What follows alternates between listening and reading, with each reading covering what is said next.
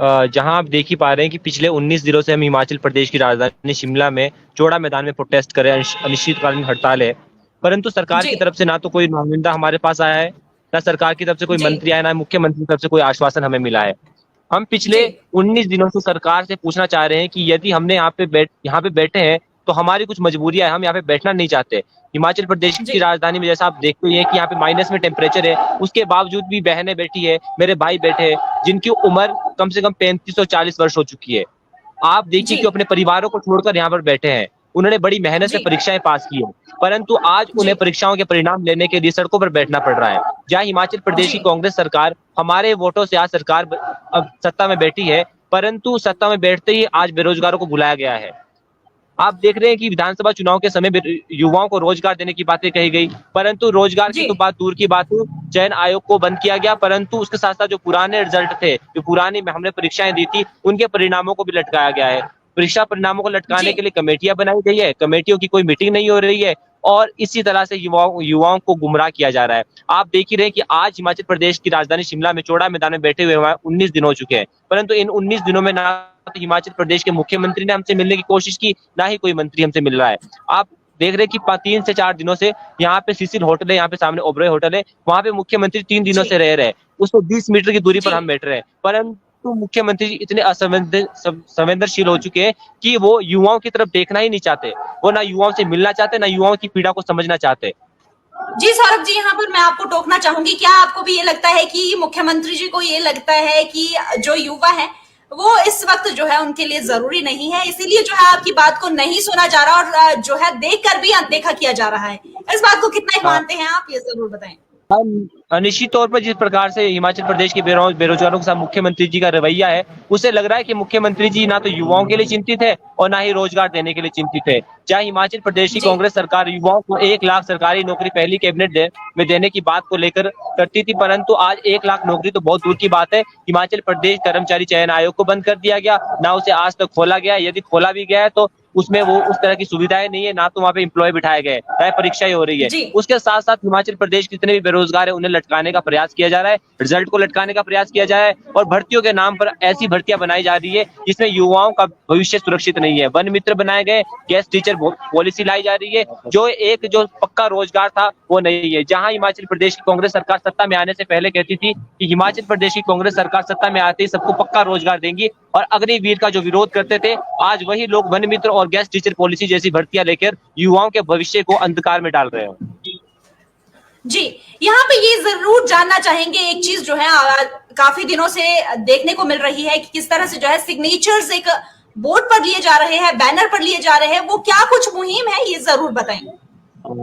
यहाँ पे हमने सिग्नेचर कैंपेन चलाया था, हस्ताक्षर अभियान, जिसमें हिमाचल जी प्रदेश जहाँ पे हम बैठे, जहाँ पे बोर्ड लगाया गया है, सभी लोग यहाँ पे सिग्नेचर कर रहे हैं, हमारे साथ जुड़ रहे हैं, हमारा सहयोग कर रहे हैं। जितने भी लोग सड़क से जा रहे हो कह रहे हैं कि आपके साथ अन्याय हो रहा है, परंतु लोग तो समझ रहे हैं। मुझे नहीं लगता कि सरकार इस बात को क्यों नहीं समझ रही है, या वो समझ रही है वो समझना नहीं चाहती। लोगों का भरपूर समर्थन हमें मिल रहा है, चाहे मीडिया का हो, चाहे विपक्ष भी हमें सहयोग कर रहा है, और जो सरकार में मंत्री है या सरकार में जो विधायक है वो भी हमें सहयोग कर रहे हैं, परंतु मुख्यमंत्री जी ना तो हमें यहाँ पे पूछने आ रहे हैं, ना हमसे मिल रहे हैं, ना ही हमें मिलने के लिए बुला रहे हैं।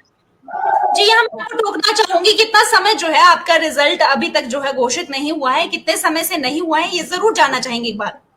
मैम, पिछले 4 वर्षों से हम संघर्ष कर रहे हैं। 2020 की भर्ती को आज 4 वर्ष होने वाले हैं, परंतु 4 वर्षों से पहले न्यायालयों में फंसी रही, न्यायालयों के बाद जब न्यायालयों से निकली, उसके बाद सरकारें हमें लटकाने का प्रयास कर रही है, कभी कमेटी बनाकर, परंतु जब हमें लग रहा है कि सरकारों का काम लटकाने का है, उसके बाद हमें मजबूरी में यहाँ पर बैठना पड़ा। हमारी ऐसी कोई मंशा नहीं थी कि सब सरकार के खिलाफ बैठे। हम भी पढ़े लिखे, जी अच्छी तरह से पढ़े, अच्छे परिवारों से, सभ्य समाज से आते हैं, परंतु सरकारों ने हमें सड़कों पर बैठने पर मजबूर कर दिया है। जो हमारी हक की चीज है उसे हमें भीख के रूप में लेना पड़ रहा है। तो क्या आपको नहीं लगता विपक्ष जिस तरह से 4 साल से लटका हुआ है आपका रिजल्ट, तो विपक्ष आज आपके पास जो है यहाँ पे सांत्वना देने के लिए आ रही है, लेकिन जब सत्ता में थी उस वक्त कुछ नहीं किया, तो इस चीज को कैसे हाँ, देखते हैं मैडम आप? जैसे आप जानते हो कि पहले न्यायालयों में भर्ती फंसी हुई थी। जब न्यायालयों में भर्ती फंसी जी होती है तो उसको कोई भी सरकार, किसी भी सरकार, कोई भी सरकार हो, जी वो उसे नहीं ला सकती। और जो पुरानी सरकार की जी गलतियां थी वो भोग चुके, आज वो विपक्ष में आ चुके हैं और हमने उन्हें विपक्ष में जी बिठाया है। और जिस सरकार ने हमसे, जो आज सत्ता में बैठे लोग हैं, उन्होंने हमसे वादा किया था कि जैसे ही हमारी सरकार आएगी आपके मुद्दे को प्रायोरिटी पर लिया जाएगा और आपके रिजल्ट को निकाला जाएगा। तो आज जो भारतीय जनता पार्टी के लोग आ रहे हैं वो पछता रहे हैं कि आपने ही अपने वोट से हमें आज विपक्ष में बिठाया है। और जो लोग आज सत्ता में जी बैठे हैं, सवाल हमेशा सत्ता में बैठे लोगों से होता है। विपक्ष के लोग तो आज जी पछता रहे हैं और उसका उन्हें परिणाम हम दे चुके हैं, वो विपक्ष में बैठे। परंतु जो सत्ता में बैठे लोग हैं उन्हें भी समझना चाहिए कि यदि हम सत्ता में बिठा सकते तो हम सत्ता से उतार भी सकते हैं। हम लोग के जो यहाँ बैठने का मेन रीजन है वो है जो हमारे पेंडिंग रिजल्ट्स है वो अभी तक सरकार द्वारा घोषित नहीं किए गए, ना ही हमें किसी जी प्रकार का रिस्पांस सरकार की तरफ से दिया जा रहा है। आज हम लोगों को जी यहाँ पर 19वां दिन हो चुका है और आप जिस तरीके से देख रहे हैं यहाँ पर शिमला का जो वेदर है बहुत ही ज्यादा ठंडा हो चुका है। यहाँ पर जी हमारे साथ हमारी बहनें हैं, हमसे काफी बड़े बड़े एज के लोग यहाँ पर बैठे हुए हैं और सरकार हमारी तरफ कोई भी ध्यान नहीं दे रही है। हम लोग यहाँ कड़कड़ाटी ठंड में बैठे हुए हैं। सिर्फ एक हमारा जी मुद्दा है कि हमारे जो पेंडिंग रिजल्ट्स है सरकार वो घोषित करे, लेकिन सरकार हमारी तरफ कोई ध्यान ही नहीं दे रही है मैम। जिस तरीके से हम बात करें कि जो सत्ता में है लोग वो तो झूठे वादे करके हमसे कुर्सी पर बैठ चुके हैं, लेकिन अब हमारी तरफ वो बिल्कुल भी ध्यान नहीं दे रहे हैं। जब वो सत्ता में नहीं थे तो उन्होंने बहुत बड़े बड़े वादे किए कि हम रोजगार देंगे, हम व्यवस्था परिवर्तन करेंगे, हम आपकी भर्तियां एकदम स्पष्ट तरीके से करवाएंगे। लेकिन अगर आज की डेट में हम बात करें तो ना आज वो प्रशासन हमारे पास आ रहा है जिन्होंने हमसे वादे किए थे कि हम आपको रोजगार देंगे। रोजगार तो छोड़े मैम, नए रोजगार की तो हम बात ही नहीं करेंगे। हमें तो हमारे जो हमने एग्जाम्स क्लियर किए हुए थे हमें तो उसके रिजल्ट तक नहीं मिल रहे हैं, हम नए रोजगार की तो बात ही नहीं कर रहे हैं। जी मैम, ये जरूर जानना चाहेंगे आपसे कि आपने अभी जो है कौन कौन से एग्जाम दिए हैं और कौन कौन से जो आपके एग्जाम्स है वो अभी भी जिसका परिणाम जो है वो नहीं निकाला गया है, ये जरूर बताएं। और कितनी जो है मेहनत आपने की है वो भी जरूर बताएं। मैम आप देख रहे हैं कि 2019 के बाद जिस तरीके की बेरोजगारी बढ़ी है, क्योंकि कोरोना टाइम में बहुत से लोगों की जॉब्स चली गई थी, उसके बाद हर एक व्यक्ति जी ने तैयारी करना शुरू कर दिया। तो लगभग मैम 4 सालों का समय हो चुका है। तो इसमें जो लोग सफर कर रहे हैं वो लोग JIT 817 903 939, stenotypist 928 and DM 980, market supervisor 977। इस तरीके से देखा जाए तो ये 8-9 पोस्ट कोड्स हैं जिसके लगभग 3,3500 के करीब जो बच्चे हैं सफर कर रहे हैं। जी मैम, तो अभी लगभग कितने लोग जो है आपके साथ यहाँ पर बैठे हुए हैं ऐसा अनिश्चितकालीन हड़ताल पर, ये जरूर बताएं। इस समय हमारे पास आप देख सकते हैं यहाँ पर हमारे पास 200 से 250 के करीब लोग हैं जो आज यहाँ पर प्रोटेस्ट कर रहे हैं और यहाँ पर इतनी जी ठंड में बैठे हुए हैं।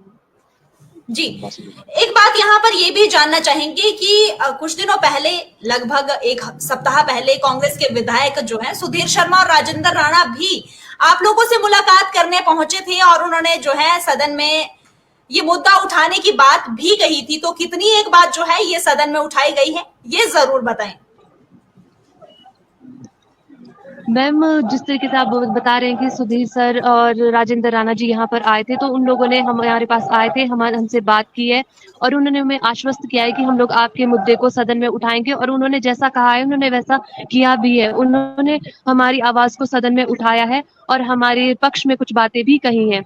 अब जिस तरीके से देखा जी जाए, हमें सरकार ने कहा है कि आपके मुद्दे को लेकर एक कमेटी बनाई गई है, लेकिन अभी उस कमेटी की कुछ मजबूरियों की वजह से है जो कोई मीटिंग नहीं हो पाई है। तो हम वही देख रहे हैं कि कब तक उस कमेटी की मीटिंग हो, क्योंकि हम तो जल्दी से जल्दी अपना रिजल्ट चाहते हैं। जी मैम, ये तो आपने बात की, आप लोग समझ रहे हैं कि मजबूरियां कमेटी की हो सकती है जो मीटिंग नहीं हो पाई, या फिर ऐसा भी हो सकता है कि आप लोगों को टालने के लिए जो है ये मीटिंग नहीं की जा रही। क्या आप इस चीज को मानती हैं? मैम कमेटियों का तो काम ही किसी भी मुद्दे को लटकाना होता है, इसी के लिए कमेटियां बनाई जाती है। लेकिन जी जो हमारी कमेटी के जो चेयरमैन है मुकेश अग्निहोत्री जी, उनके साथ जो एक त्रासदी हुई है उस वजह से हम समझ रहे हैं कि उनकी भी कुछ मजबूरियां होगी। हम लोग उस चीज को जी फील कर रहे हैं, लेकिन अगर हम उनकी मजबूरियों को समझ रहे हैं इसका मतलब ये नहीं है कि हम बेवकूफ है। हमारे अंदर जी संवेदना है, जिस संवेदना से हीन हमारी सरकार हो चुकी है, हम नहीं चाहते कि वो संवेदना से हीन हम भी हो जाए। हम उस चीज को समझ रहे हैं, तो हम उम्मीद करते हैं कि सरकार भी उस चीज को समझे और हमें किसी भी तरीके से टाल मटोल करने की कोशिश ना करे और जल्दी से जी जल्दी इस कमेटी की जो मीटिंग है वो एक कंडक्ट करवाई जाए।